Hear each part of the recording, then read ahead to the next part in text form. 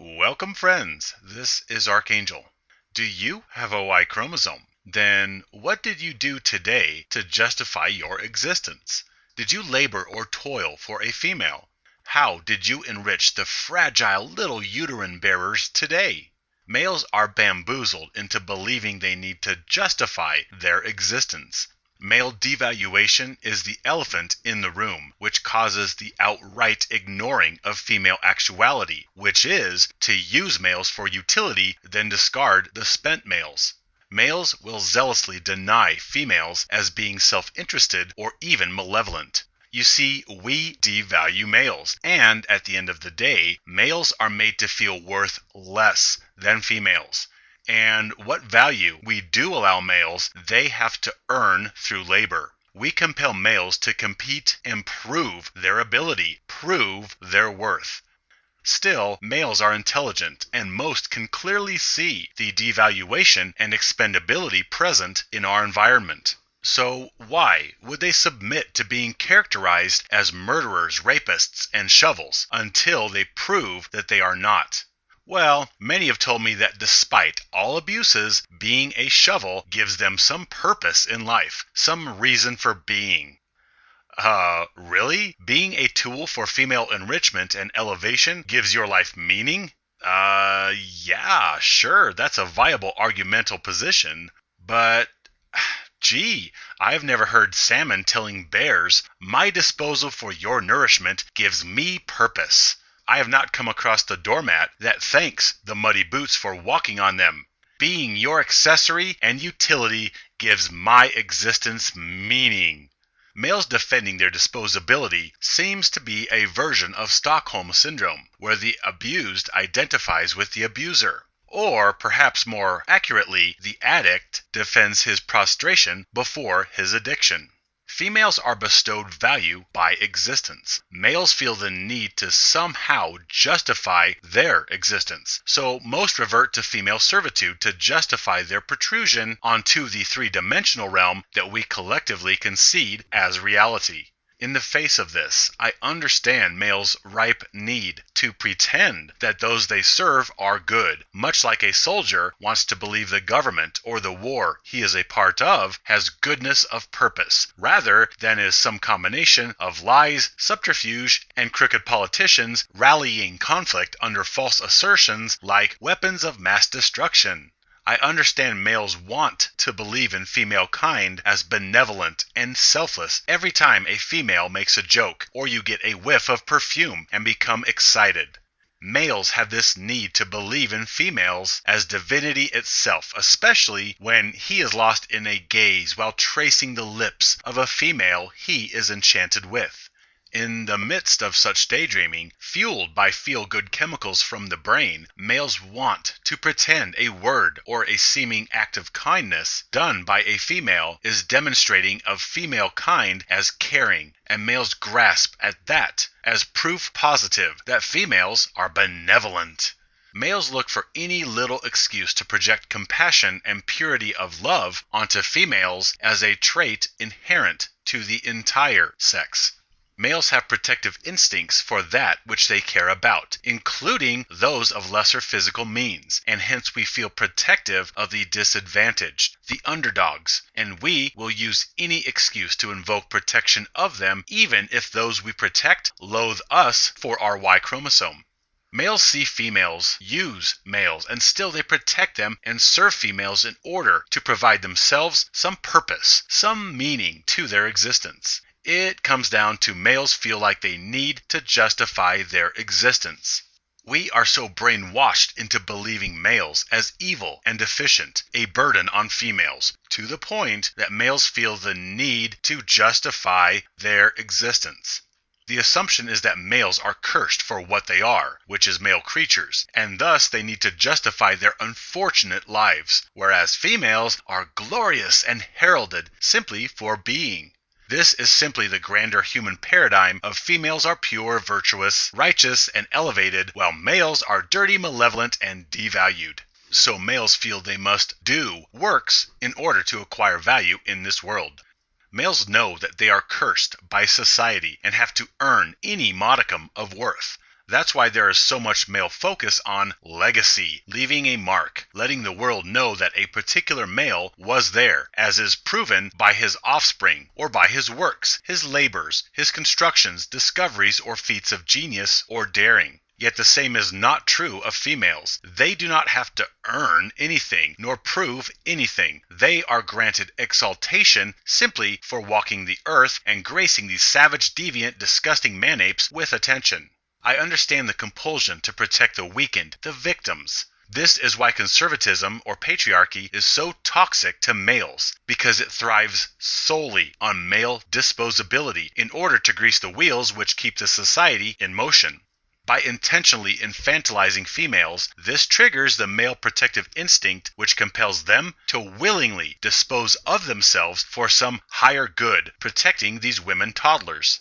And thus, this is males earning the air they breathe for the day, through service. I understand males' almost burning need to service females because they feel inferior. However, when males concede to this societal abuse, they concede themselves as inferior in worth. They are announcing their status as worth less than females as a matter of simple value of human life. Males are the assassins of male value. When males do anything for a woman that she would not reciprocate, they are conceding inferior worth. You see, males are indoctrinated and indeed trained to pander to females because males are deemed as having lesser value, and so they are expendable, and by virtue of their increased physical strength, they are made to service the physically diminutive. Hence, we invoke disposable giants servicing infantilized angels, the divine non-disposables, a match made in heaven, right? So what's the problem? The problem is we use, abuse, and kill off these beautiful creatures to sustain our world. We usurp the value and worth of our creative sparks in order to compel them into subjugation. If a single male is informed of the gynocentrism of humanity and the fact that females do not, nor will they ever, care about male welfare, if we scrap the Disney fairy tales and give males the straight scoop, and after that, if males still decide to be doormats or toilet paper for some entitled wife or for the female collective to wipe their excrement with, then fine, that would be his informed choice. The problem is we have billions of brainwashed males around the world duped into servitude, who then procreate and pass along the misandristic male devaluation that they were fed by their progenitors. It is a vicious cycle of male devaluation that has to end. I am fervently trying to make a difference to someone, somewhere, and hopefully chain reactions will ensue on a planetary scale. And the solution is, as always, the same. Males are the problem for putting up with the devaluation, and males are the solution by refusing to enable the disposal. Females, they're inconsequential. They are background chatter, ambient lighting. Males are the problem, and males are the solution. Yet when males are made to feel as lesser beasts, as cursed and evil by nature, they will understand my points intellectually, but emotionally, they are still trying to prove their worth, still trying to show mommy she did not make a mistake in birthing him.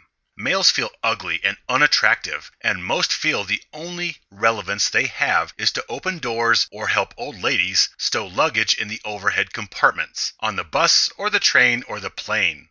The tragedy is not that males service others, it is that males are made to feel like they need to service others, like they need to somehow justify their existence, their lives. The tragedy is allowing males to think they need to earn value, while everyone freely and graciously bestows value onto females simply for existing with a uterus. Yet the truth is that males never needed permission to exist. They are beautiful and valuable. They have simply forgotten this, and I wish to remind them. I do know that though I would like to rescue all males, most males are not ready for the red pills, and they will turn on me for trying to awaken them for their own welfare. So I try to tactfully offer some sanity to the chaos of males who are in slavery. I mean, in relationships. I tell them of male devaluation, gynocentrism, and hypergamy, to which they will agree more often than not. Yet like good little pets, they will run home and tell the woman what this guy was telling them today. Yeah. Then, when I hear that these guys ran home and discussed the ideas I proffered to them with their woman, when I hear that, I know that our association is terminal. That is the 2-week notice of association degradation, because she will poison him against me, since I am an absolute threat to her power structure. And no matter how they will parrot that their girl is cool, or she's different, or she is open-minded, inevitably, like clockwork, I don't see these guys much anymore, and if we run into each other at the store, the exchanges are usually, "Oh, hey, what's up? Yeah, been real busy. Well, see you later." This is usually what happens when I try to awaken blue pill males. Other guys who I really try to help will simply not even acknowledge me in public after they have ostracized and disowned me as a crazy, misogynistic, conspiracy tinfoil hat whack job. Most males are likely swayed into seeing me as the enemy, peddling vile hatred. Whatever. These males will eventually hit rock bottom after X number of abusive female encounters, and then he will realize, wow, that guy was right, but I didn't listen. Damn him for being right. Males feel the need to do in order to earn space in this world. Indeed, perhaps I still labor under this paradigm of needing to justify my existence. Perhaps my liberation messages are my way of earning relevance in this world. Or perhaps not. I do not need to earn relevance. I do not need to prove anything to anyone. I am exalted and glorious simply for being. Yet it is my work that will hopefully liberate other males of subjugation and restore their power and wonder to themselves. This is a labor of love, not me trying to earn anything. I already have everything I need inside me, as do all males. Still, I am quite used to being the intolerable wild card, the unacceptable threat to friends' girlfriends or wives. I have been unceremoniously dumped over and over again by friends or acquaintances because my truth did not align with their fairy tales. Sadly, I am used to being shamelessly deserted by blood oath pinky swearing friends at the first sight of a miniskirt. I have been overwhelmingly schooled in torment and told I was lesser in value and priority by friends that turned on me in favor of females that inevitably used them. And thus we can add that to the list of male expendabilities. For not only are males the disposable elements of labor and protection in society, not only are males the disposable elements of the family unit and workplace downsizing, not only are they the disposable elements of procreation and species continuation, males are also the disposable elements of male friendships. Yeah, it is so sad. Males are so trained to think that they are bad and that they need to labor to prove that they are not. So the sooner that they take on their societal servicing responsibilities, the better they will be received by the goddesses they worship. Starting as young as possible, we need to make males feel incomplete, so they will seek to prove their worth and find salvation from their wretched state through service and toil for females and others, meaning all that benefits gynocentrism, and that road ends at females. It's pathetic how males drop friends as soon as a vagina comes walking down the street, like she is the ice cream truck full of fudgesicles and ice cream bars, and that happy circus music that calls everybody out of their backyards and garages. But then it only makes sense. Males can only find relevance in servicing females, not fellow males. As soon as females grant a male any attention, he is off like a rat following the Pied Piper. Society lets males know that salvation is found through female service. Hence, males putting time and energy into each other is useless. Males cannot bestow value upon you, and while you lesser monkeys are spending precious time being friendly with each other, meanwhile, there are damsels in distress out there that you need to protect in order to earn your daily air, you low-down vile weasels. Males have no value at all, just sitting there. They must do. I cannot overstate that. Males are worth less and have no inherent value independent of their actions or works. Point blank. But guess who is worshipped just for taking up space? I'll give you a hint. Their chromosomal pattern starts with an X and ends with an X.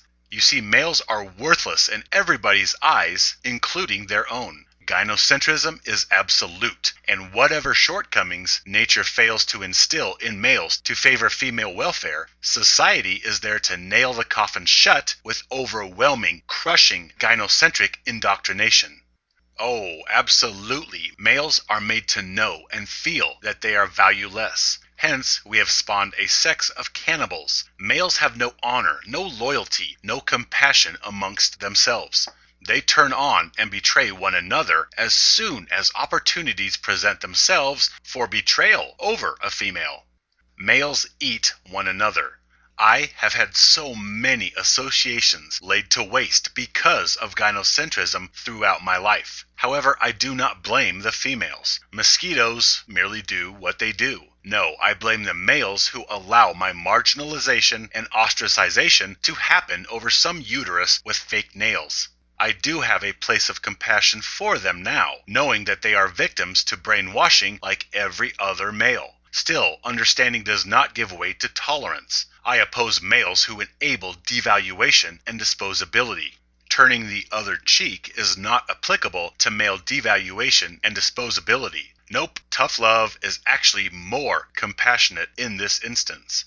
You see, I have no problem beating guys down for their own good and the welfare of future generations of males that will be tomorrow's gynocentric victims. Oh yes, there is an elephant in the room: female malevolence. Nobody wants to concede female usury, so we all pretend that there is no big fat pink pachyderm in the middle of the room. I understand why females encourage the males are relevant for doing while females are divine for being mentality. Because it benefits them. They like to be elevated and served. Duh. Yeah, that's pretty self-explanatory. Yet I also understand why males will ignore the female malice glowing in neon colors, because life is harsh, the world is hostile, and males are utterly alone. Nobody cares about males or really even likes them, not even themselves. We are all alone except for brief periods of agreeable familiarity exchanges, meaning when males associate with each other in between female slave masters. Male aloneness is a tragedy. It is unjust and it is terrifying. So males seek solace in fairy tales. And for the super low cost of protection and provision, females are happy to play along and entertain male fairy tales of female love and benevolence. Being compelled to prove worth through toil is a program that most males did not initial on the mortality contract. Many males are beginning to see the inequities thanks to rabid feminists, and many are starting to cry foul and demand their money back from the universe. Males, you are the creative forces, you are greatness, and you are brilliance incarnated. You do not have to prove a damn thing to anyone. You have value simply for gracing this planet with your existence. Do not succumb to the notion that you need to do for others in order to have relevance. You are relevant by simply existing and letting your light bless everyone around you. Don't fall for the propaganda. Oh, you don't want to die alone, do you? Yeah, well, guess what? All beings die alone, regardless of whether you have a pampered eater whom you have carried through life sitting at your side or not. All beings, all creatures exit mortality alone. So quit with the excuses of, oh, I don't want to die alone. I understand the abject terror that faces males and their plight in this three-dimensional existence. And I understand why fallacy seems cozier than admitting reality. I am sorry you have to be abused to wake up, my fellow brothers, but I am here to help you when you are finally ready to extract your head from the gynocentric sands. My friends, my brothers, stand with me, live free.